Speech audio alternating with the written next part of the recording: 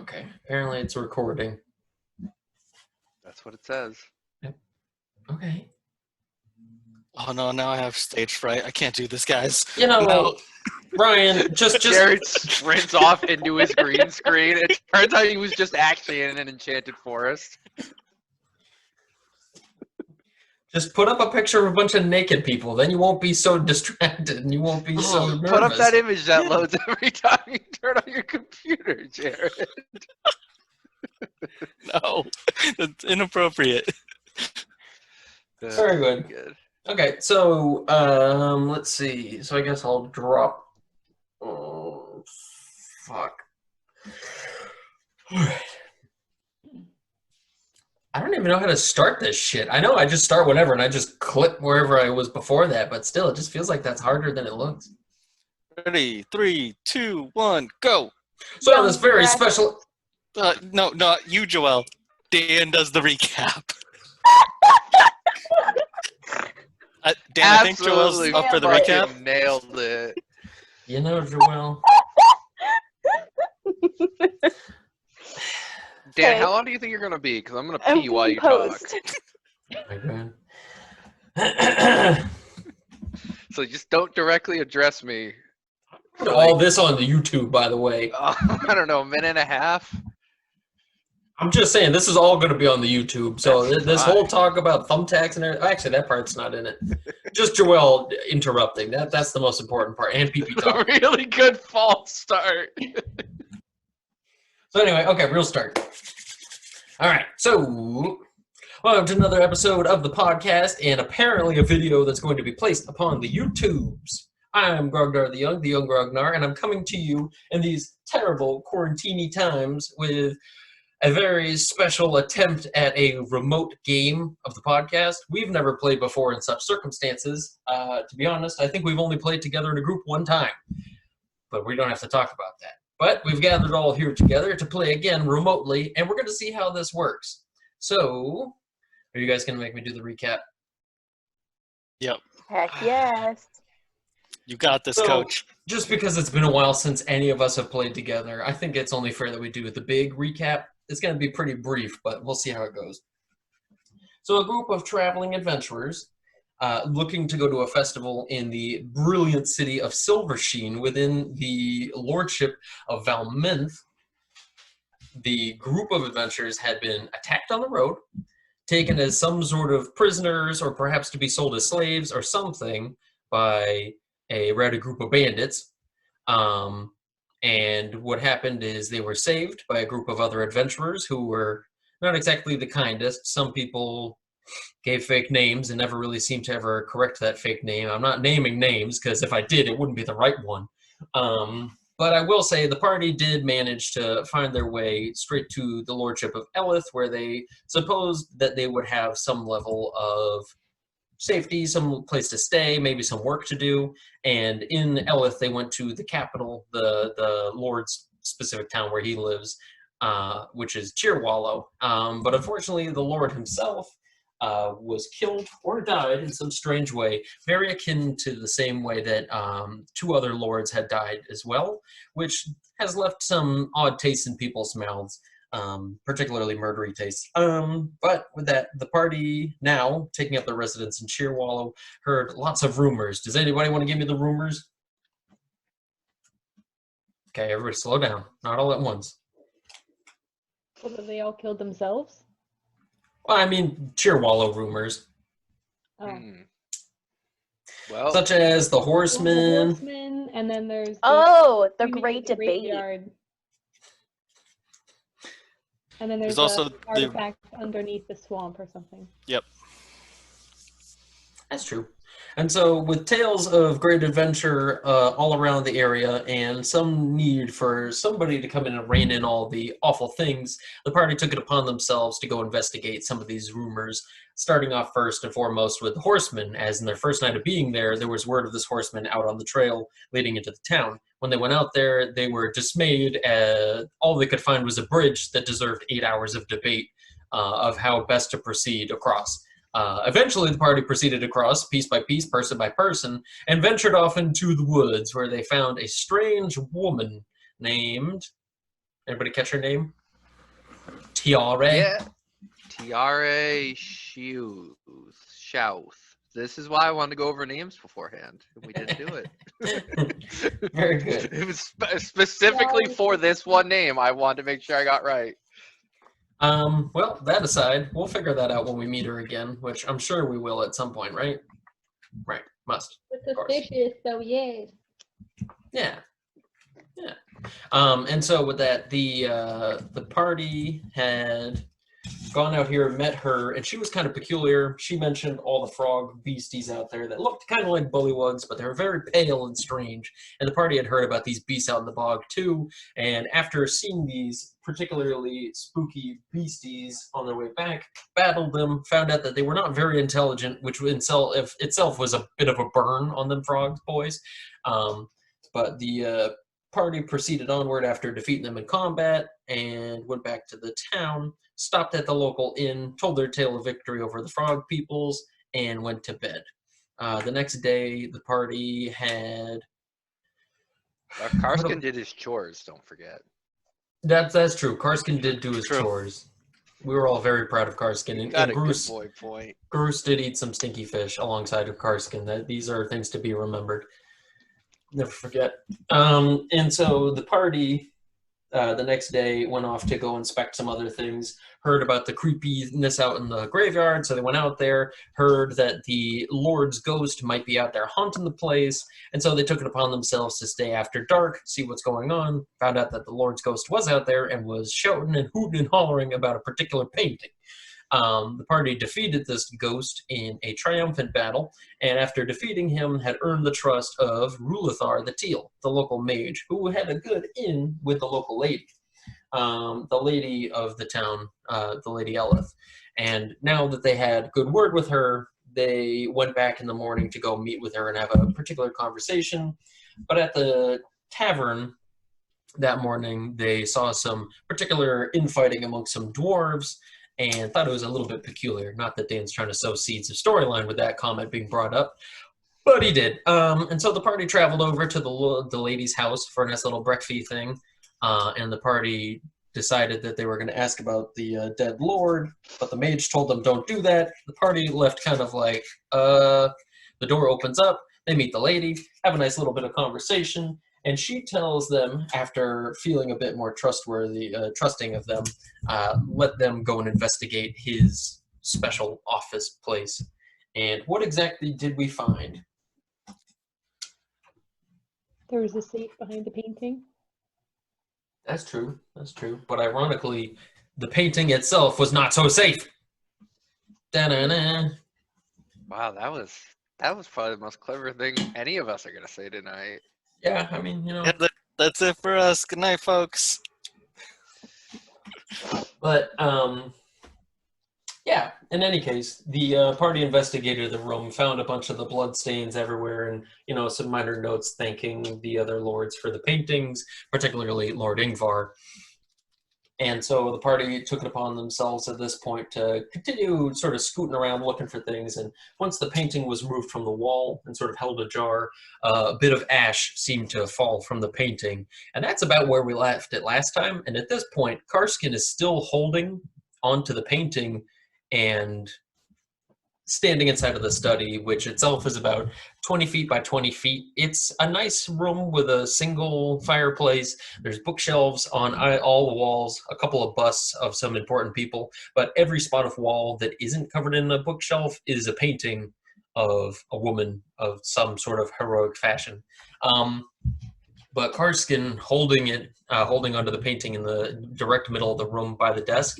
The painting itself starts to sort of peel off from the edges of like the actual tapestry there. The actual fabric starts to peel away from the wooden frame, and you can hear it almost as if like the sound of like a zipper coming undone. You can hear like that single mechanical little as it's coming up, and you see all sides of the fabric start to stretch out a bit as it's doing this. And as it does, you can see all the different fibrous things start to fold in on themselves into elaborate patterns of like an origami styled fashion. As the thing stretches one limb out from the painting, another limb out, until finally there's an entire humanoid-sized being standing there directly in front of Karsken. This thing does this in a near miraculous level of speed, but it just kind of like jumps out of its own frame and pulls out something that looks almost like a great axe made of paper. And so at this point, it stands there looking at each one of you guys with some level of an alienish sort of curiosity, and it starts to kind of shift its weight back and forth and do a couple of practice swings with the paperish blade here. And as it swings around this great axe made of paper, you can tell by the way it cuts the air and the sense of weight that comes along with every as it spins around. It does not sound like this thing is just merely paper, and it sounds like this isn't going to be just a paper cut. So let's roll initiative real quick as this thing seems to prepare to defend itself. I'm assuming that Vireen is standing over by the safe, over by the fireplace, which is the north side of the room. I believe Karsken is standing directly in front of the desk, which is towards the bottom half of the room, towards the south side, but he's still sort of like in the direct center. The paper thing's in the direct center as well. I'm not exactly sure where Percy would have been. I tossed the key over, so I imagine I'm by the desk drawer, so on the other side of the desk. Good. That's a good place to be. Yep. And where's Grus?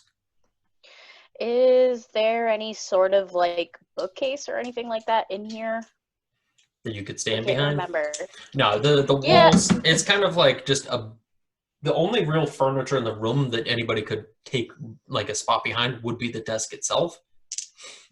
Maybe I'm under the desk. Yeah. Okay, I mean, I could say that while that's all happening, you can roll a dex check. Not a saving throw, but a dex check to see if you had enough time to kind of scoot and scuttle underneath the desk.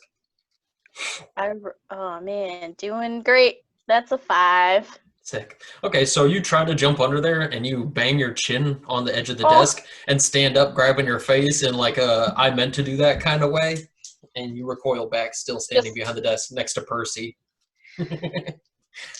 Percy's just like, the hell are you doing? No, you again? Like, where did you come from? Okay, and so let's get an initiative spot. I What came do from we the got? Underdark. So I've got a 10. I have a 15. Cool. I have a 6. I have a 6 as well. Okay, roll on. Bring it. What'd you get, Sarah? I got an 8. I got a 6 again. Woo! Good rolls. Watch out. Coming in hot. I don't know if you want to change your name so it's not your full name. Boy, it's already too late now. Yeah, You know, I changed mine pretty early on, and I saw Joelle swapped hers. Once I saw you do yours. Yeah, I also Karsken, don't remember I the other didn't character realize- names. I didn't realize Karsken's nickname was Beep Beep. Karsken, beep beep, crown collar. This is for the real G's right here. Okay, so at this point for initiatives, we have top of the round with 17 for Vireen, then we've got 15 for Karsken, and then we've got the tie between Percy and the origami warrior thingy comes after Karsken, followed by Grus, and ending with Percy, correct? Yes. Finish with the best, you know? There's debate. Okay, so let's go Vireen. You are about 10 feet away from this thing. I would like to firebolt it. You know, everybody's going to be mad when she ends up killing it in Genius. one hit and the thing's just done for. But anyway, go ahead, roll it, kill I it, let's won't go. be. Oh, that's a 1. Oh no, we got the fumble table! Powerful. Fumble, Rolling hot. fumble. I'm like, is it a 7? No, that's a 1. Alright, roll 3d6, would you? Okay. Let's go. Add them up. Wait, you have to add in this game? 17. 17. Oh, that's not good. Alright, Oh so no. you have overextended. All attacks made until the end of your next turn are made with disadvantage.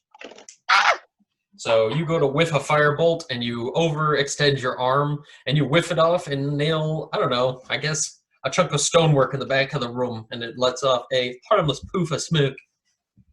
Nailed it, guys. Super Okay. scared. And so did you want to move? No. Okay. I'm 5 feet away from it. Is that what you said? You're 10 feet. You're the farthest away from it at this point. Then I'm good. Okay. Okay, and so next we go to Karsken. Mr. Beep Beep. Yeah, so Karsken's gonna look at the lady coming out who just came out of like the picture frame and all that stuff, and And at this point, there is no ink to it at all. It almost seems like it's kind of lost that inky texture to it, and instead it's just like raw canvas. Mm-hmm. And then he's going to look at the rest of the people in the room and just sort of like, yeah, so is this art then? Like, do they all do this? Is this what paintings are supposed to do?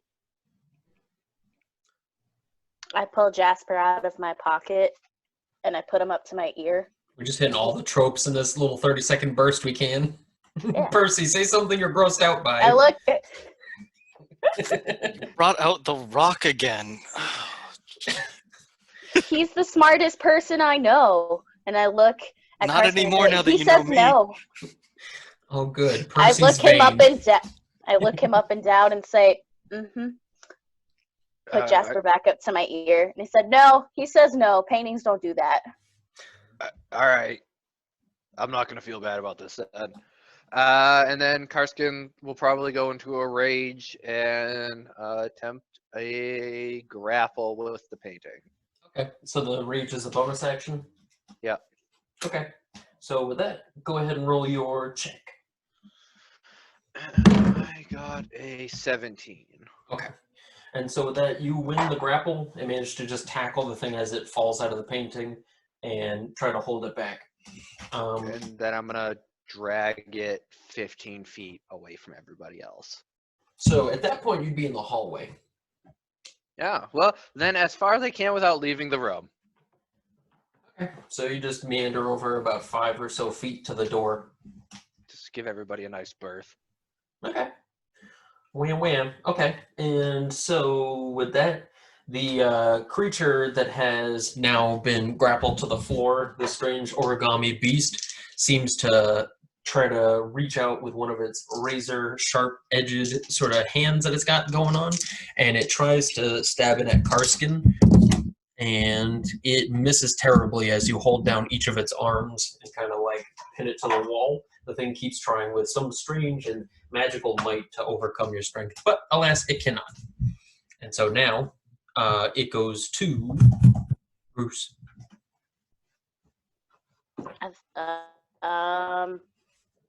Do I have line of sight to be able to hit it with my light crossbow? Yeah, you're only like 5 or 10 feet away from it. Would I get any sort of disadvantage because it's being grappled and like got moved out? Because it's being restrained, you have advantage against it. Oh, dope. Mhm. All right. Woo woo.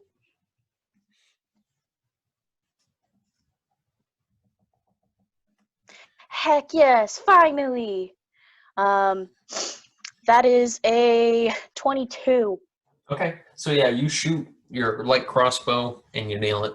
How much damage you got? 4 Okay. damage. And so with that, as you shoot one single crossbow bolt into the thing, you recognize that you did just as much damage as poking a dart through a piece of paper would do. You've pierced the hole a little bit, but the thing just sort of slides its head off of it in a really creepy Terminator kind of way, and it doesn't seem to be perturbed by this single prick of damage. Would you like to move? I'm gonna hide under the desk again.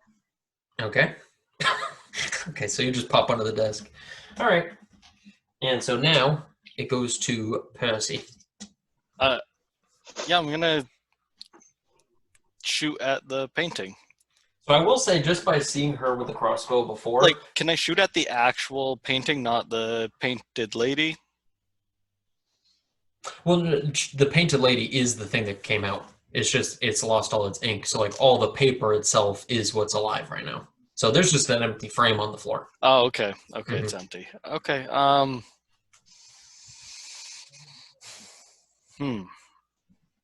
Yeah, I didn't think we'd be faced with the machine gun character's one weakness, and that is something with an immunity to piercing damage. Yeah, We- well, now that I we know wanna that, just, like, I will use... I we wanna load just, my like, drag this blunt-ended thing crossbow bolts. out of here. Yeah, I'm Be gonna... like, hey, this killed your husband. Do you feel better now? Would that make her feel better? I'm gonna disengage and run out the room down the hall as far as I Okay. can. Well, it didn't make him feel better. Just like, I don't understand art. I really, guys, none of this makes sense to me. and so, okay. Guys, bad news. That crossbow didn't seem to do much, and that's all. Really, all I got in my wheelhouse. So, good luck. So is this when Percy invests just in bails. blunt-ended crossbow bolts? Yeah, if that's a thing, I would. And just like hammerheads? There you go. Turns out he actually bought multiple crossbows that he can throw. Yeah, I guess I could throw a crossbow. It's just as good. Okay, and so with that, Percy runs out of the room. And now, at the top of the new round, we have Vireen. So I'm a firebolt him again. Yep, so this time it's I made have without disadvantage. advantage. No, because Karsken's holding it against the wall. Cancels so it's out. just a regular roll now then, right? Yep. 17. Okay, that's a hit. Roll damage. 2. Dang. Okay, so you launch 2 points of fire damage out there as you like hold your arm up with the other arm, trying to make sure you can steady your shot. You launch a firebolt out there and manage to singe it pretty good. You can tell that even though you only hit the corner of the thing, it seems to have started to like inflame it and starts to burn away a bigger part of it than you would have expected. But it does not seem to be dead yet, nor super close to it. It seems bloodied at this point. Okay. So now, did you want to move? No. Okay. So now we go to Karsken. I guess Karsken will make an attack, or I think can I turn away from the group or like move kind of into the hall and then just face down the hall, not facing Percy, and use my breath weapon on it, just point blank? Yeah, I'll say because Grus is already underneath the desk and Vireen is already on the far end of the room, if you just scooted over into the doorway and held it there, you could vomit whatever. What kind of breath weapon do you have again? Fire. Ah, yeah, that might come in handy. So as you start to duck a few feet to the side and tell everybody to get down, Grus is already underneath the desk, but you just go ahead and belch out that gust of flame. So what's That's the a DC 12 dex save? Okay, so with that, and is it save or suck, or is it just save? No, and it's then- just half. Okay, so with that, the thing tries to duck its head away as you hold it in place. Oh, actually, I have disadvantage on that. Yeah, so never mind. I take it back. This thing is held much too tightly by you during this grapple, and it cannot get away from it. And you just belch at it at point blank with your face like 6 inches from it. So go ahead and roll damage. All right. I got a funny feeling I'm not going to survive this one. Huh, no, I rolled almost minimum damage. 3. Yeah, 3 kills it outright. And so you just belch right into the thing's chest and see all of the canvas start to peel away from the inside out, and the whole thing starts to disintegrate onto the floor. And the flimsy bits that didn't burn just drift lazily like leaves to the ground. And so, with the explosion of fiery breath, the sound of everybody stomping and running around, there's a lot of fire damage in this group. I wasn't expecting that. But the lady runs to the bottom of the stairs and yells up, and she says, "What are you doing up there?" Nothing to worry about, my lady. Just dealing with some troublesome folk up here. Can you roll a persuasion check on that? I love how like Percy runs out the doorway, like pale white, scared as a ghost with this paper thing, just like stops That's it. a 22. And the lady's just at the bottom of the stairs, and she looks up, she's like, what's going on? And you're just like, we're good. It's just a little wrap around. It's okay. Just, a little gross. That's all. And so that she looks completely at peace with your words, and she says, all right, I'm not sure how you're investigating up there, but I do hope you find whatever you have to soon enough. And she turns I hope tail so as well. Walks back to where she was. I turn around and head back to the room.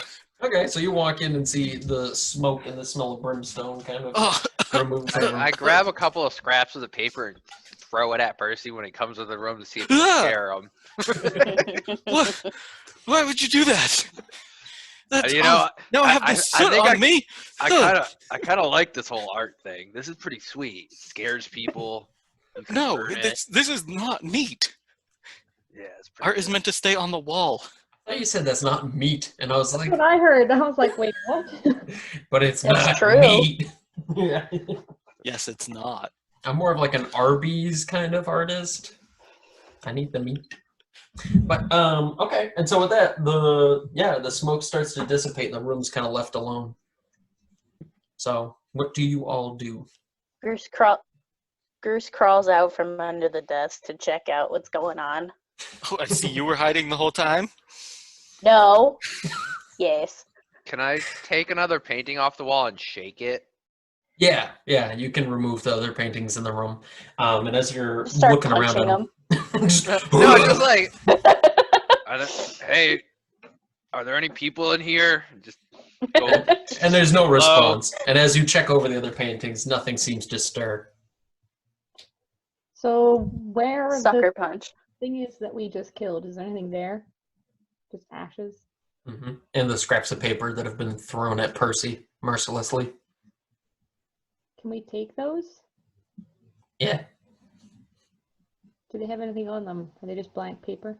At this point, they returned a little bit to what they look like, and the edges do have some of the painting markings on them. Well, should we ask around to see who could make something like this? Does anyone in here know anything about, like, magic? And, like, if that was a magical thing? Or... Maybe So I there's have a wizard we could ask in town. I also have a detect magic scroll, Ooh. which I'm like, That's I could nice. use to see if these pieces of painting are magical. Right? Yeah. Maybe. Did anybody have Arcana? I do. I do. I mean, you guys could just roll Arcana to see if this is anything in the wheelhouse of reality for magic.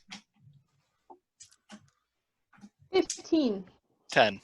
Okay, so you both can tell this does seem like the workings of magic, but beyond that, Percy's not entirely sure what's going on, and Vireen's knowledge of this isn't that much greater specifically, but she is aware of the fact that there are certain magical scrolls, procedures, and rituals that can create golems out of mundane materials such as like clay or flesh or stone. So the idea of this being sort of like a paper golem makes sense, but it would seem that whoever has the ability to construct these sort of things would have to be something of a practiced magic user. I'm trying to remember, do we know who gave him those paintings? From the Or, notes like, that who were painted scribbled, them? the notes that were scribbled on the table, they said they were like sort of practice thank you letters to Lord Ingvar and thanking him for the paintings as gifts. And as far as the painter goes, the lady had mentioned that, Lady Gain had mentioned that they were painted by Shinzi. Shinzi Tool. Okay. Maybe Shinzi either knows some sort of wizard or maybe, Maybe he is a wizard. Lord, maybe. Or, like, Lord Ingvar had some beef and hired a wizard to kind of tamper with the paintings. Is Lord Ingvar, he's not one of the 3 that died, is he? No. Bum, bum, bum. Super sus. Thank you, Joelle. Welcome. Super sus. All right. So at this point, the lady does start to come upstairs, hearing that the din of clamor has settled down, and she starts to walk up the stairwell and starts to meander Is down there this anywhere to hallway. hide? I think we need to hide the painting. We can't just be like, "Oh, sorry, we burnt this painting in your house." I mean, you could also We just could be honest. Yeah, I'll probably just tell her the truth. I'll hide under the desk. I don't like confrontation. Karsken will also hide under the desk. Karsken, No, get out of here. This is my Best out. hiding. This is Just my like- hiding spot. Get out of here. Karsken hisses at you. It's just He's not it's just budging. like the mix of like a I don't know, like an alligator with like shameful dog exterior Yes. going on here, just hiding under the. It's like, ooh. This is like, it's instead of a trash bag ripped open and all over the kitchen floor, it's just this painting that your husband It's like- likes. And I'm just like, oh, they're gonna know it was me. Like, did you burn this? Like, puts your nose in the ashes. Or I guess beep beep beep is apparently how you talk. Just Dragonborn beep beep. Fucking That's okay. how he got the car in his name. Oh, there you go. He's Karsken. Duh. Because he's a car. You know. Okay, and so with that, the lady walks into the room. Who actually hid? Grus. Can I grab the letter off the table before she comes in? The one that says they're from Ingvar or whatever. Sure. Cool. Thanks. And I'm And so, So as she comes in, I'll meet her at the door and be like, my lady, did you know there was an enchanted painting in your husband's study? and so the mix of extreme alarm, confusion, and flabbergastery come over her face in one swift movement as she experiences like this conundrum of emotions. She's like, what? The painting came to life. Do you know who got your husband this painting? And so she's taken back a step and she like starts to quiver a little bit at her lip and she says, what happened? She's lying. Insight. I'm under the desk? Yeah, Just one eye peeped out from under the desk. Liar! yeah. I'm gonna incite that to see if she's lying. Is that I what can Jasper hear her. says? Yeah, Jasper doesn't trust no one. That's a 18. Jasper knows what art's about and who not to trust. That's Hell the yeah. two things he knows in life. It's gotten him this far. So were you Hell actually yeah. doing insight, Joelle? I can, because I'm assuming I can hear her voice from Yeah, underneath. I'm not saying you Okay. can't. I'm just asking if you're really trying to do this to this poor widow. And she's just like, oh no. First of all, I'm scared of everything, so I think I would hyperanalyze. I don't trust no one. Ooh, rolling hats. That is a 7. So Yeah. we'll take my 18. So it doesn't seem like she's lying or anything like that. This seems to be a very genuine sense of like her in absolute mortified terror, as if like just the strangest possible outcome for her, husband's So untimely with that, death. I'll have her come in. Please, my lady, Okay. come in, take a look at the situation, And she looks down and sees a pile of ashes and a couple scraps of paper. and I'll Karsken is explain hanging the whole frame thing. back on the wall. Wait, you did what now? I'm hanging the frame back on the wall. No, don't It's a hang nice the. frame. It's a nice frame. It's like, where did my husband's safe go? That also was haunted. So Each is everything coin. in it. More evil than the last. Can we ask her questions? Yes. Like, has anyone else been in this office? And so with that, she says, as she looks down at the pile of ashes, as if it's like trying to talk to her, and she's just looking down at it, all kinds of bewildered, and she says, "No, nobody but him. I came in a couple times to."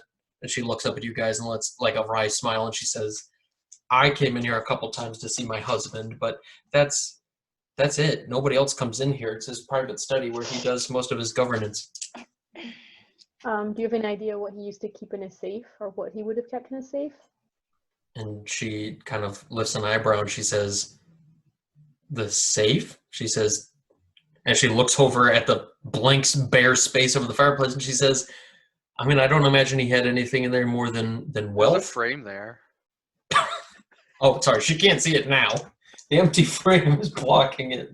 No, it's framing the safe. It's a nice looking safe. That safe has been framed. I get Okay. it. Dun dun dun. But yeah. So, cool. So Has with that, my Lord lady, I'll Ingvar ask. Sent his. Sorry, go ahead, Percy. So with that, my lady, I'll ask again. Who got this painting for your husband? And I point to the one that's no longer there. What's to the frame? Just the frame. And so with that, she says, "Well, I mean, this is what they always do. The festival for the Five Lords." She sort of looks kind of confused, and she says, "This was a gift from Ingvar. He sends one of these every once in a while as the gift for the festival. The lords all give a gift. They exchange it for good tidings and good peace amongst all five of them. I mean, this has been a tradition we've had for nearly 200 years or so. Ever since we lost the sixth lord, we, started upholding this tradition." Okay. So it was a gift from him, but I mean, he didn't give it to us directly, but it was a gift from him. Who delivered it? And so she sort of looks a little confused, and she says, "Well, there's a couple of dwarves and an elven woman." She says, "Strange for them to be out this far. Mountain dwarves, specifically, but I don't believe I caught their names." And she looks kind of confused, and she says, "Yeah, I apologize. I'm not really too certain of their names, but I think the two dwarves were twins, but beyond that, I'm not entirely sure." Okay. And she says, the elven woman, as she sort of almost is like taken aback and is just staring at the pile of ashes still, and she says, "She was enchantingly beautiful, but we don't see many elves around here." What color was her hair? She says, "Bright blonde, silken, and a very pale color." Mm. Furiously checks notes. Oh, Bum, I don't know. bum, What bum. color was her I don't know what horse? color they were. What colors are a horse? What color is my White. underwear? It was What? a white horse. Wasn't it a white horse? Yeah, but she never saw a horse. She says they just showed up and dropped off the package. Usually this sort of work is done. Was suspicious. She says, this sort of thing's pretty regular, though. Shinzi is a very well-known painter. He's very reclusive, but he's very well-known. It's hard to say exactly where he lives, and nobody truly knows. So usually mercenaries are hired to deliver the paintings in order to keep the secrecy of him, his wares, and all of that. But she says, beyond that, I don't know what to tell you. Mm. And she takes a moment, she kind of looks up and recognizes sort of where she is all of a sudden, and she says, if it's all the same to you, I would appreciate it if maybe I had a moment of peace with my husband's room and perhaps took a moment with this realization and had some time to think. She says, you can stay here if you'd like and perhaps make yourself comfortable downstairs for a few hours before traveling out, doing whatever. I'm very grateful for all you've done to help solve, and she looks down to the floor, she says, this strange dilemma. But yes, and so she just kind of looks almost emotionally exhausted and sort of gestures for you guys to leave. All right, guys, let's go get some real food. And just go to her kitchen. Just like, Well, I'm not eating any of that old fish again. I am all set. That was It was so good. No, it wasn't. just wrong. Okay. You're clearly missing out, and I'll take your servings from now on. And so with I that, say this all from under the desk. Yeah, I Are hope you you gonna did. come out from under the desk, or are you gonna watch the lady have her moment? Is she gone? Like a weird little pervert. Hold on, it's not a weird pervy thing. He's a peeping Tom. No. Like to watch ladies cry when they don't know I'm there. Why is that so much more dark? Yeah, it's the Yeah, only way. It's the only way Grus can feel anything. Since she left the Feel Underdark. lots of things. Yeah. Her and Jasper just sitting there like, sweet, sweet emotion. So anyway, the group heads downstairs. Or is Grus really going to try to hide under that desk? Well, is the lady gone? No, No, she's she's- in there. Oh, She won her moment in the room. oh man. Bitches. I guess I crawl out from under the desk. Okay. And so with that, Grus, after everybody's gone, in the most awkward span of time, then Grus just crawls out of there, just runs Pretty out. much. She's like, the fuck was that?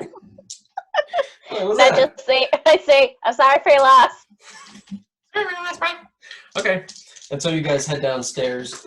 And did you want to stay in her like little living room area thing? Or did you want to leave? Crash on the couch? Yeah, I want to head to the kitchen and get some good food. And for so once. when you head to the kitchen, there's a couple of human chefs in here. One of them sort of looks alarmed when you Cook and guys. eat humans. God.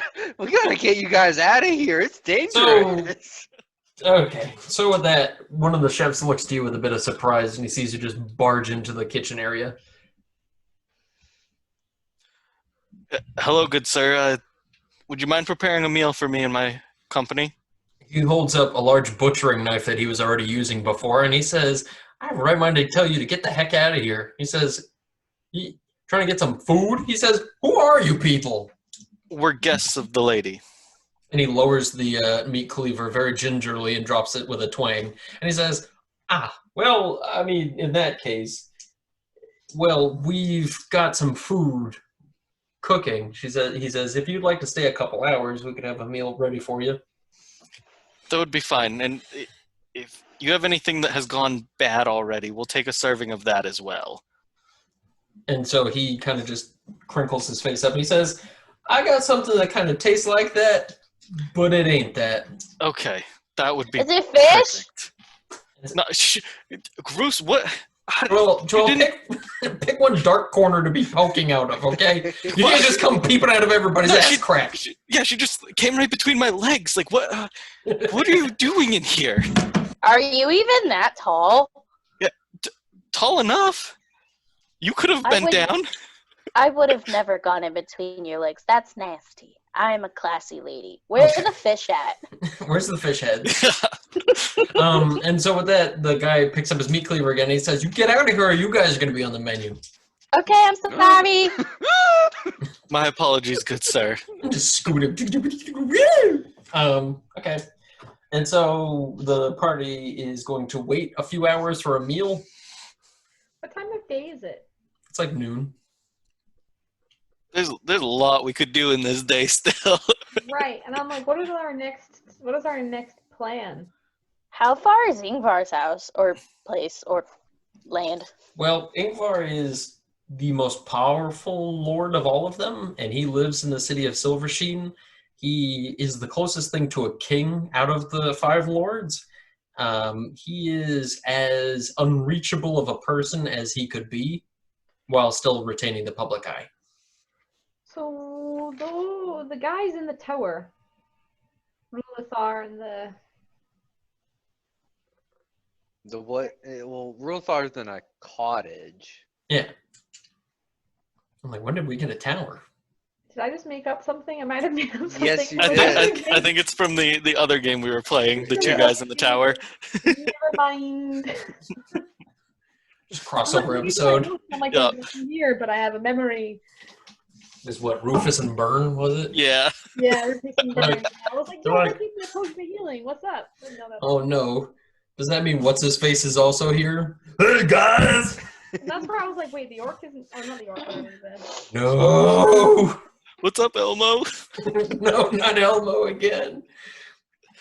So, okay, so I guess the plan now, when you guys go off into the living room, and you know you've got a couple hours ahead of you, so what does the party actually want to do? I mean, Karsken wants to go back and talk to Rulathar about what we found out. And also, I don't think I ever got an answer about Dragon, so that. Very good. Okay, so the party could go over there. Is the whole party going to go? Yeah. Yeah. So with that, the whole party travels across the way over to Rulatharn's cottage on the outskirts of town. And you walk up to his home and knock at the door, and he answers it, and he looks at you guys and he says, "Was everything at the meeting okay?" No. And so he just lifts an eyebrow and he says, "Well, then come in." He says, "I won't discuss this out in the open." We got some tea. Oh, good. You got some fish? Oh, no. Okay, and so with that, he lets you guys in, and you can come sit down with him. And he passes around a plate of biscuits, and so he takes a seat on a chair much too big for him, like a sort of mall Santa-sized seat. And Ooh. I'd like to take a seat on a chair much too small for me then. Okay, so you pop over on the 3-limbed stool. I'm gonna have the stool roll a strength check versus your weight. Okay. Okay, I rolled a crit. This is the little chair that believed in itself. And so you hear it. That's the director's chair. It can take anything. Oh. Okay, and so with that, he says, "So go on. What happened?" Well, we found the Lord's murderer. The and chair then creaks dramatically. We murdered Really? them. It was a weird painting. He says, "Look, I know you're in the backyard, but you don't have to yell at us." I think Otherwise, he's. you I think can't she's hear me. digging around for grubs. No. He's Maybe fighting she's that getting a- crow for something. Maybe she's getting a friend for her rock. Jasper is the only friend I need. All too true. And so with that, he says, "You found who killed the Lord?" Yeah, it was a weird painting. And so he lifts his eyebrows up and he says, "A weird painting." He says, Yeah. Like of a lady with an axe. Paper golem. and he sort of lifts an eyebrow and has a very incredulous stare, and he says, "A paper golem?" He says, "I've never heard of such a thing." And so he says, "Well, I guess there is something to be said about the integrities of canvas. Perhaps through origami one could find some level of integrity to create a living, moving golem. Perhaps one that would have the ability to... That's a good idea for a spell." And so all of a sudden he comes kind of back to earth as he looks at all of you guys looking at him like, can we not talk about that? And so he Big thumbs up from Karsken. slowly comes back to the gravity of the conversation. He says, "You don't say." He says, "It's very strange. I'm not exactly sure who could be behind such a thing." He says, "I don't know who could cast such a spell." Would Well, Ingvar know any sort of wizards or could It says- hire anyone? And he kind of just has like almost a sour and like stink look on his face. He says, "Ingvar, what does he have to do with any of this?" yeah, we He know gave him the. the painting. Sorry. So he says, well, I mean, I haven't been to the study before, but I've heard also Karsken Art Slayer. Thank you for that. And so with that, he says, "I haven't ventured into his study, but I know he collects those paintings, and Ingvar would be probably the one who could afford to sell them, or sorry, the one to afford to purchase them and sell them, give them as a gift." That's a lot of Freuds and slips right there. And so with that, he says, "But I really don't think he would have anything to do with this in any sort of a dirty dealings kind of way. This seems like the kind of thing he, I don't know, could be pinned on him, but I don't think it would be him." Perhaps it was Why? those who delivered it. And Yeah. so he as says, of "I don't know how right you'd be now- able to find them." He says, "Something worth that much would probably have people who just kind of came and went, got paid something far less than what they should be. Probably didn't know what they were dealing with." He says, "If we're looking to follow that trail of breadcrumbs, I'm afraid we've got a trail of ants behind those people." Were the dwarves that we saw in the inn mountain dwarves, the ones who were dicks to me. Yes. And they went out of the tavern to the northeast. I mean, they just left. They got yelled at by that real tough-looking one. Right, and then they left. But they left which way out of town? They took a left turn, so they're probably heading towards the bridge, going to the north. Right, the same way that we went where that lady was, right? Yep. Guys, that's where we should go. And so with that... Back to the bridge? No, not the bridge! No! Episode 6! Episode 6 through 10. Return to the bridge. I quit. But with that, as soon as you start mentioning the dwarves and heading to the swamp, it seems Rulathar kind of perks up a little bit at this, and he says, "I'm sorry. What is the nature of these dwarves that makes them important to this talk? Did they deliver this?" The painting. Yes. The mountain dwarves and a female elf delivered the painting. And so he The just dwarves kind of, were twins, if that helps. so he just kind of lifts his shoulders and shrugs, and he says, "I'm afraid I don't know many dwarves." He says, "But I do know that if it is mountain dwarves who did the dealings," he says, "that probably makes some level of sense." And he says, "Mountain dwarves, as you know, are not very welcomed in this region." He says, "Not in Elith, but just in the lordship of Valminth as a whole.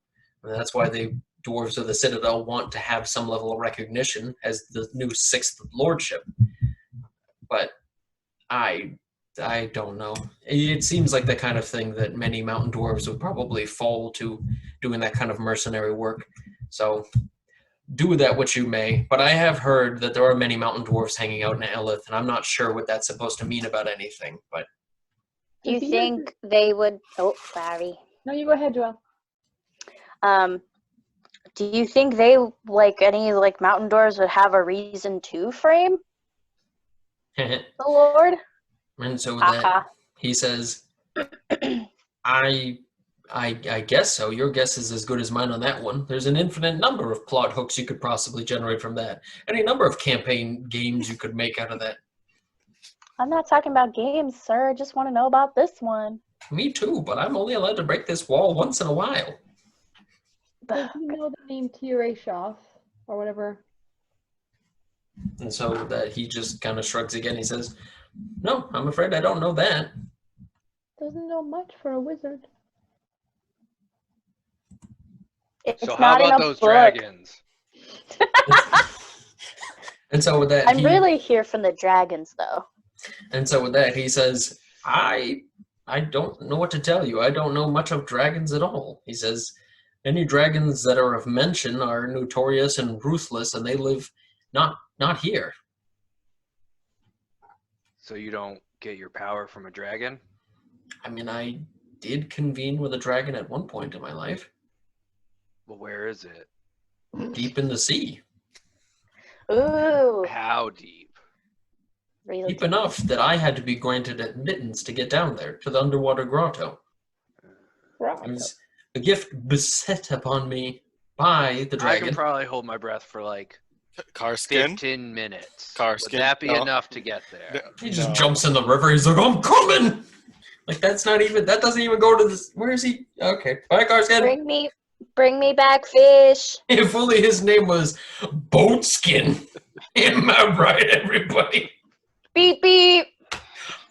Okay.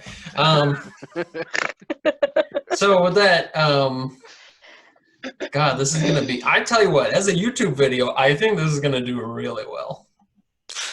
No. Maybe. I wouldn't know. But with that, what's the party want to do now? Well, we got a meal being cooked for us. We should probably head back. That's fair. Preston's gonna start practicing holding his breath. Okay. All right. Did anybody else have anything they wanted to do? I like I head biscuits. to that bridge once we eat our food. You what? You want to go to the Yes. bridge? Yeah, and Yeah. start going north. Okay. To see if we can't find them dwarves or that lady. Were any of the dwarves we encountered before twins? No, not that you guys recall. Just because dwarves look alike doesn't mean they're twins.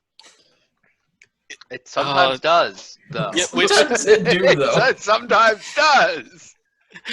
And so, so the party leaves, and they start heading through the center of town, passing all the people of Cheerwallow as they do. And you guys can tell, just from glancing at folks around here, that there's definitely a sense of dread amongst the people, recognizing that their lady not having made too much of a public appearance since her husband's death, and just the nature of, like, the 3 murder-suicide sort of weird things going on.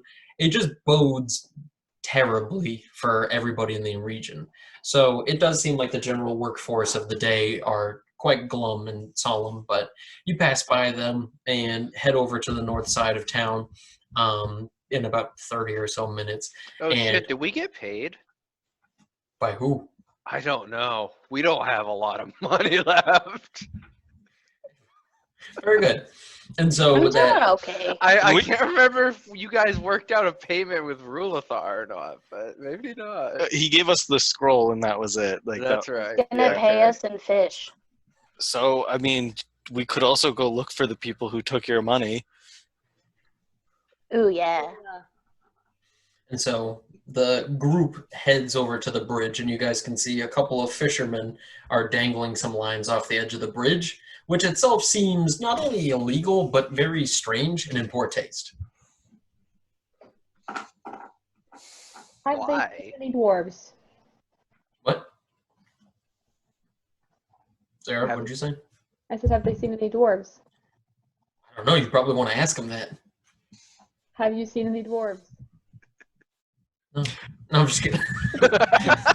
So as the group approaches the bridge, see, now we've got the opposite problem. Now we're not even addressing the fact there's a bridge at all. You're just like, yeah, but have they seen the dwarves? Wait, Like, you're wait. on the other Even side of stop town to still. eat. I was just No. going to jump over that fact. Yeah, we're shouting to them, not going on the bridge We're yet. not touching it. No. Okay, so the party crosses the bridge. And Well, hold on, wait. They were on the other side of the bridge? No, they're just in the center. The party gets to the center of the bridge to talk Okay. about them. How steady is the bridge? How what? How steady? Now, I'm imagining I'm it's about like... to end this This is fucking important. episode. I'm imagining it's painted red, right? Like those New England bridges, like that we have around here, like headless Yeah, horseman that's how kind of they- thing. That's how they're fishing through the wall of this covered bridge. Well, they Yeah. have, sides on them, Good. with, like poles and stuff sometimes. Good. Well, I thought that's why it was in poor taste. 'cause they So just, the like, party slam goes their- ahead. And they make it to the middle of the bridge. They approach the 2 fishermen who look at them, and the fishermen both look to be badly beaten with black eyes and split lips, and both of them look kind of haggard and tagged. And they look over at you guys as you approach, and they say, as you start to walk over and demand them tell you about dwarves they've seen in the past, they both start to kind of haggle up their stuff and start to try to run away. We mean you no harm. Let's get a persuasion check there, toots. Ooh, I got persuasion. The one who doesn't even talk to the dwarves and just says, do they feed dwarves or not? 15. Yeah, with that, they slow down and come to a stop. One of them tapped the other guy on the chest, and he's like, I don't think these ones are with them. And so they look over at you guys, and they say, what did you want? What happened to you? I look back and forth at one another, and they say, it was those frogs in the swamp. So you Is thought there we full were insight with... on that? Yeah, you thought we were with the frogs in the swamp? And the 2 look at each other, and they say, well, no. Yeah, so did you think we were maybe with the Benchiv Brigade? And so they look back and forth at one another, and they say, I don't know who that is. That sounds like something somebody made up on the fly for the first episode because they forgot to give it a real name. Damn it. I thought we were going to get to beat those guys up. I'm gonna roll an insight check. Yeah. Yeah, I'm gonna roll insight Okay. if I can. You know what? I think you should roll insight. Okay, all right. 15. Yeah, I mean, they're obviously Still, lying. 15. Are they lying to us? I mean, they Buttholes. definitely didn't get beat up by frogs. Or, yeah. We're trying to track down some dwarves that might have come this way. Is the older dwarf abusing them? And so, God damn it, Joelle. And so with that, they they say, we did see dwarves, and What? the one that tapped the other guy in the chest before, he steps forward a step and he says, listen, okay, there's a group of dwarves out there. They have a campsite out in the woods. I don't know what it is that they're doing, but they've been beating up people who get too close to the camp. They keep a tight watch over the place. And he says, and we're lucky that we made it out alive. And they look back and forth with one another for a second. And he says, they took all our fishing gear. They took our boat. And he says, we don't want to be out here on the bridge, but if we don't show up with some fish to sell to the monger, he says, I don't know what to say. A seafaring vessel, you say? More like a swamp-faring vessel, but Yes, I mean, yes. tomato, tomato. Could you kindly point out the direction of the camp? And they just point to the swamp to the northeast, and they say, I mean, we just kind of mosey about in the water through there. There's a couple of streams that mosey about, he says, but unfortunately, that's the most I can tell you. How many were there? How many dwarves? Yeah. He says, I mean, the one that beat us up, there was like 3 of them together in a group. But that's as far as whoever beat us up. We didn't go to a camp or anything. We just know that there's a whole bunch of them out there. So there were 3 dwarves, and neither of them were twins. And so with that, they kind of look back and forth one another, and they say, I mean, dwarves can sometimes look alike. That doesn't mean they're twins. That's what I And then the said. other one stops and he puts his hand on him and he says, dude, sometimes that does mean they're twins. That's what they said. See, that's the beauty of being a DM is I just take what was already funny that you said and I just tie it back and it sounds even funnier for me. Yeah, because we weren't in character, you know? Anyway, so I must thank them for their information. Okay. Can I cure wounds on them? I mean, it just looks like they got beat up. It's like non-lethal damage. Like a good night's sleep will take care of most of this. I'm gonna double check to see if I have a medicine kit to just like tend to their wounds. I mean, I don't. maybe a couple silver to thank them for the information. Grus? You can't About an spare that. herbal. Jasper no. opens up like a What about palm an pocket. herbalism kit? Little I don't think band-aids my inside. herbalism kit would count. I don't think it would either. Just like put some algae on their face. Drugs them? Yeah, No, not Yeah, even. it It feels doesn't even nice. have any herbs or anything because No, we haven't it's a gotten any. So mask. it's just the kit. It's just some empty beakers and stuff. And she just like looks at them and looks at it. Like, does this help? Is this a quest? And so with I that, want to be helpful. Stop So with that, making we're fun still of me. we are still on the bridge. you know, Fuck you that guys is So hey, we're hey, going hey. to the camp Yeah, let's go to the camp. in the Good. forest. Good call, Vireen. And just swear. Okay. Are we and so saying with we that, got like a short rest in between like just talking to Rulithar and eating? yeah, Okay. eating biscuits and hanging. Yeah. Nice. Oh, Death perfect. weapon reloaded. Okay. And so, Karsken cocks his throat. ew. What did I tell you about saying cock and throat in the same sentence, Ryan? You can't stop me. You have no power here. Not this time, I don't. And so with that, the group look before them and just see a massive, low, wide stretching trees, lots of hanging moss and lots of funguses on the ground. You hear the sounds of cacophonies of bugs and various birds and critters in the distance, the mating calls of low frogs and small reptiles out in the distance. Like, it's just, you look on the outskirts of a massive swamp. To be able to trudge through this place wisely would take somebody with some level of skill for navigation. That ain't me. Is it muggy, buggy, and sluggy? Yes, Would this you place is describe? gross. We can confirm. Muggy, buggy, sluggy. Nice. The 3 Uggies of any good swamp. True. I don't know how to get through the swamp. I can roll a survival check. Cool. I'm not Do good that. though. So, but I am kind of confused though, because I'm a little bit lost as to where everybody's trying to go for the swamp. You guys are just on the other end of the bridge and looking at the swamp, and you're like, "That's right, we do have to find a camp." But like, that's like We heading should go outside of into the the like. swamp.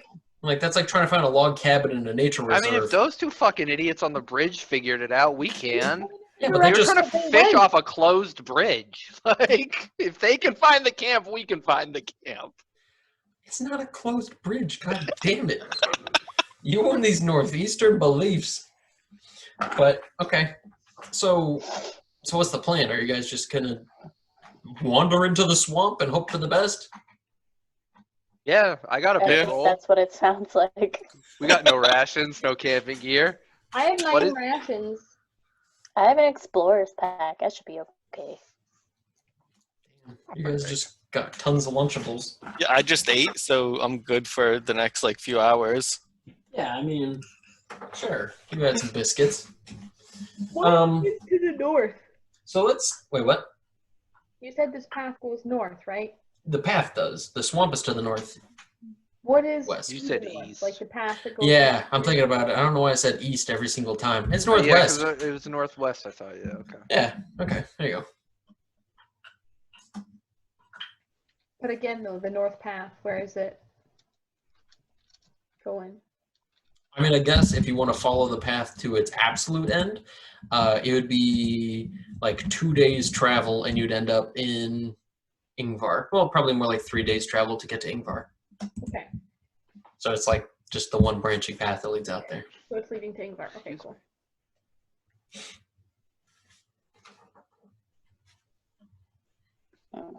So we're just gonna Should we go back to town and see if we can hire some locals to take us out into the swamps? That would be great. Let's see if Grus- there are dwarves in Grus, how much money do we have? What, are y'all broken? I'm the only one with the monies? Yes, coin purse, that is you. Excuse me. I have 7 gold and 9 silver pieces. I think you mean Jasper has 7 gold and 9 silver. Yes. Why does Jasper have a... Jasper and I have a shared coin purse, okay? Why does Jasper wear a leopard skin fuzzy brimmed hat? What's up with that cane? Pieces. Yeah. It's a lot of rings on his finger. He said the word He's a upside your rock, head a he couple doesn't times. have... He's a rock, he doesn't have fingers. You guys are wild. Yeah. Yes, Wow, it's magic. us. Wild and out. Big can. Okay, so let's go. What's the plan? Are we heading back to the town now? We. By the way, this dispute has all taken place on a bridge. It's This is tough my to get favorite across. So done with you people. So anyway, the party heads back over the bridge back to town. Dope. Where would you like What's to your go? favorite- Do you know where there might be rangers or anything like that? Doesn't seem like rangers are much of an organized What thing. about the tavern? Because that's where the dwarves were, right? That makes sense. Maybe the innkeeper like heard where they were going. Because there was the one guy that told them where to go, and then the 2 that ran off, right? So where's the one guy that didn't go with them? I'm so confused. Who didn't go with them? I thought they got yelled at by someone. Who got yelled at? The dwarves? We saw in town running away to the north. They all left. Oh. Yeah, they were trying to have a nice breakfast and then they got yelled at and had to go back to work or something. Or That's very punch true. fishermen, I guess. Oh, right, there were 3 of them, and that's why there's 3 in. Okay. Okay. So with that, the party heads back to the murky tankard. And you guys step in. And it seems like there's a few fishermen in here. It seems like there's the general crowd of people you'd see in a bar, but because it's in the middle of the day, not many of them seem to be workers. Trendon at the bar does greet you guys pretty warmly. That's nice. So, what do you do?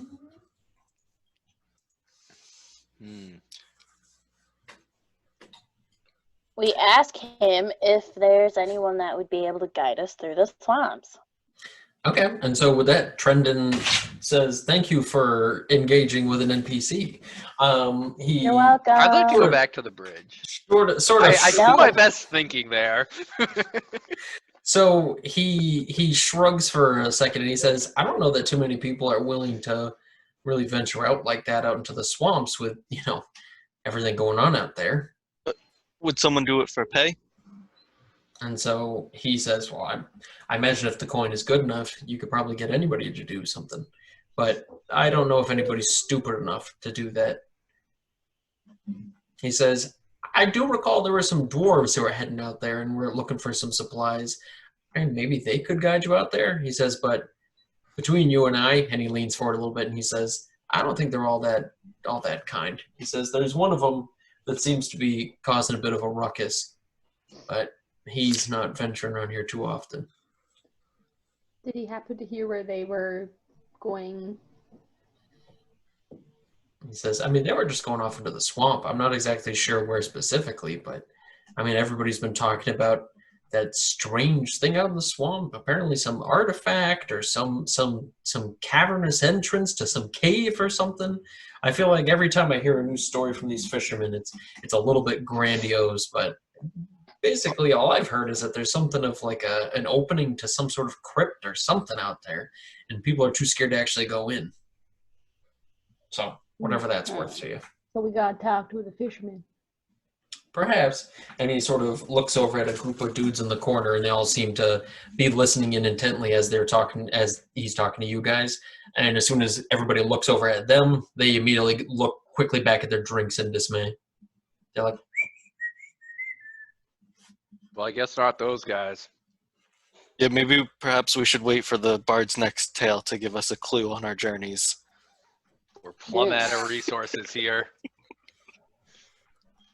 so with that, the barkeep says, no need to ruin the DM's game like that. Go ahead, go talk to them. Yeah, so I'll go over and talk to them. So as you guys stab you. approach, a couple of them out of the group of like 4 of them, 2 of them start to get up to run out the door and leave. We wouldn't want to be doing that. This is taking a more of a Karsken threatening goes- word than I Yeah, thought. I ready my Karsken crossbow goes and to, pointed at them. Block the door. Oh my. No, I no. didn't mean it Now like sit that. down. We're like, don't run away. Oh, she sounds like a weirdo. We should sit down. Yeah. Now it's more whimsical when she threatens us. So go ahead and roll another persuasion check. 23. So with that, they look at each other and they all sort of ease up a little bit as the other 2 sit down and make space at their big round table for you guys to sit on the other side.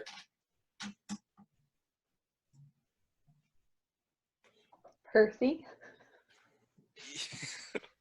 What is going on here? Howdy. And so the 4 guys just look back at you and they all just kind of are waiting for somebody to talk. Percy was going to talk, so I was just letting him talk. Was he? Howdy. Hi, Grus. Okay, so I'm just kidding. gentlemen, we are looking for some guidance on getting into the swamps. Perhaps to the cave that's in there. And so with that, they all kind of look back and forth at one another and they say, I mean, we don't know much about no swamp cave, but yeah, I mean, we would like to show you how to get around the swamp, but we don't have boats. Aren't I you don't have a boat fishermen? either. And so they all look back and forth at one another, and you guys quickly recognize the bits of scrap bread left behind on the table that have been nibbled at, and you see like the one tankard of ale that may have been shared amongst all 4 of them, and they all sort of look back up at you guys glumly and they say, I mean, we were fishermen, but yeah. What happened to your boats? And he says, the one who's talking already kind of sits a little bit farther back and then sits forward a little bit, and he says, I mean, it's not good for me to say that I was beaten and had my boat taken, he says, but there was a group of dwarves out in the woods, and I'm not particularly fond of admitting my faults and saying that I got been bested by some dwarves, but they said they needed the boat. I refused to give it to them. They offered me a little bit of money for it, and I, called them crazy for it. I tried to paddle my way out of there, but they just jumped on the boat, knocked me out, and left me behind. He says, Unfortunately, and he looks down and he says, my brother and I were on that boat, and I don't know what happened to my brother. I woke up when the sun was gone, and I heard some strange croaking noises, and I tried to wake him up, but all I find left behind was his arm. I don't know what's out there, he says, but something's out there. And I don't know if the dwarves are trying to fight it. I don't know if the dwarves are working with it, he says, but there's a part of me that says I don't want to go out there just because I don't want to mess with whatever those strange white ghost things are. But what if we went out there with you and found your brother? And so with that, they all start to kind of look back and forth at one another, and he says, my brother's dead. Not necessarily. He could just be missing an arm. That is in such poor taste. Oh my god. Like, he could just be missing an arm. How is that poor taste? It's true. He could still be alive, just missing an And arm. you left him out there. Isn't that hopeful? I thought that was hopeful. Like, let's go, guys. We're not traveling with pussies. Like, there is hope that the other rest of him is out there. Don't you want to find his body then? You can roll one hell of a persuasion check if you think you're going to trick him into believing that that was actually nice. Oh, boysies. 17. Yeah, and so with that, he smiles for a moment and he says, yeah, I guess if we went out with the right crew, it wouldn't be so bad. I can bring you to, I think, where I got jumped. That would be most helpful. Perhaps we could provide you with a meal before we head out. Seems like you could eat. And so they all look back and forth at each other and then look up at you again. They say, I mean, if you'd be willing to. He says, we're all hardworking guys and we're willing to do whatever it takes to just get back out there and get some work done. He says, if you'll buy us all a meal, he says, we'll go. Grus? I put down a biscuit. Grus, a little more than a biscuit, please. Half a biscuit. Did you eat all the other food, Grus? What? How did it not make it back? Wait, the food rations, or are we talking about the meal prepared at the place? Oh no, I just took a biscuit from the wizard's house. Good old rule of thumb. Alright. And then I put down, I forget how much it is. I'll put down 2 gold. Okay. That should And so, get enough food and booze. I mean, you could also just go to the guy who sells the food. Right, like, I would just go to the innkeeper. Yeah. Because 2 gold seems like a lot of money to give him.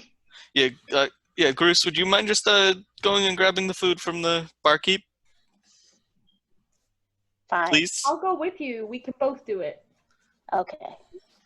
Thank you, I give Vireen. Percy a dirty. I give Percy a dirty look. No, run along, coin purse. Oh, I don't like this guy.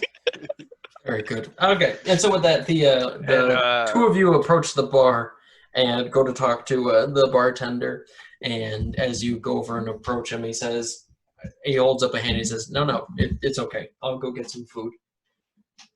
Are you sure? But I'd like to pay for it. He says, "If you can get these people out of my bar and get them back to work," he says, "restoring a little bit of dignity to this land is worth a lot more to me than a few silver pieces." He says, "I'll give them the food. I'll give them whatever it takes to get them out there." He says, "Just make sure they come back." He's a good man. Wow, what a guy! And let's rebrand this whole finding a one-armed brother thing into getting your boats back from the dwarves and maybe giving them a comeuppance. Let's spin it in that direction, huh, guys? Well, that's what we're doing. Wow, I that's didn't a great say idea. anything. No, I'm talking to the fishermen who we Okay. essentially were just like, we'll go out there and look for your one-armed brother. And so with Look, that, only one of us said that. they get some wry smiles on their faces. But with that, they seem to be lifted in their spirits quite a bit with this whole occasion, and they agree to head out as soon as you guys are ready to after they eat. Underlay. Okay. And so with that, it's about 1 o'clock when all things considered, when they're finished eating all their stuff and they are ready to head across the bridge. When you guys are, they're expecting some heavy delays. Like, is the bridge going to be stopping us? No, you will be stopping on the bridge, I'm sure. I'm just No, prepping we're everybody gonna for the get occasion. I believe in us. We can get past the bridge. How do we? And so, as the group of 4 fishermen and 4 heroes start to traverse the bridge, the 2 guys from before who were on the bridge and were fishing look and see you guys all coming across, and they stop for a moment and they say, and they kind of call to these guys and they say, "Where are you guys going?" And the 4 fishermen look back at you guys and they look forward and they say, "We're going to get our boats back. Did you guys want to come with us?" And those 2 dudes sort of nod their heads pretty vigorously and they say, "Yeah, I think we might." And so those 2 guys come as well. Peasant militia. Do they Peasant have any militia. weapons? Lynch the dwarves. Lynch Whoa! the dwarves. So on that note, don't I think wanna play with you that's where we're gonna end this episode.